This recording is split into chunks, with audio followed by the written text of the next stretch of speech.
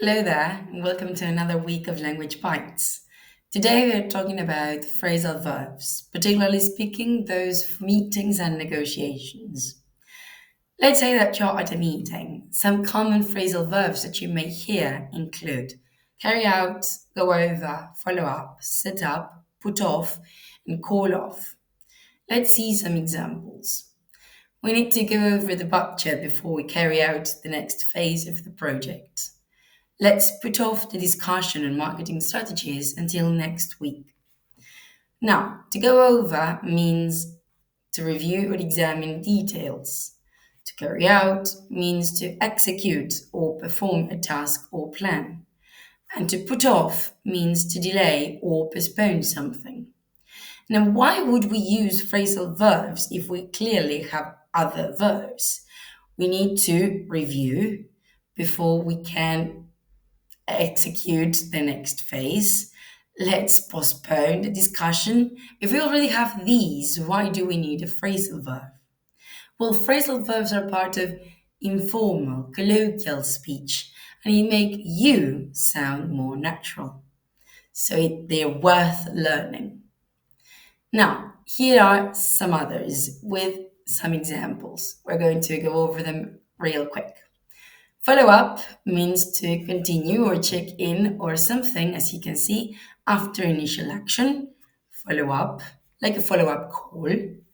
Set up, which means to arrange or organize something. And to call off, which simply means to cancel something. Now, when negotiating, some common phrasal verbs can maybe turn down, deal with, come up with, work out, and break down. Again, let's explore some examples. We need to work out the final details before we can sign off. If we break down the proposal, we might find a way to deal with their concerns more effectively. So, to work out means to find a solution or an agreement. To break down means to fail, particularly and especially in negotiations, not to say only in negotiations. And to deal with means to handle or manage a situation or problem. The rest of the phrasal verbs include turn down and come up with.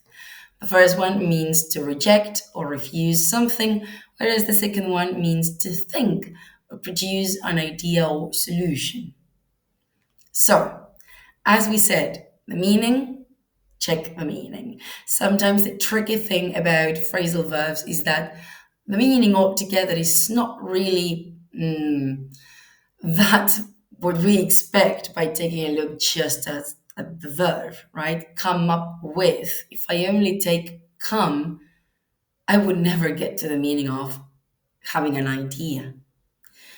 Take into account register, they are part of colloquial speech, and of course, conjugation, because at the end of the day, they are verbs.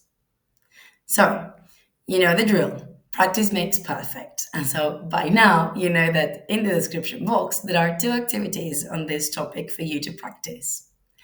Since you're here, why don't you stay a little longer and watch some other one of our videos? All right, thanks for watching. Bye.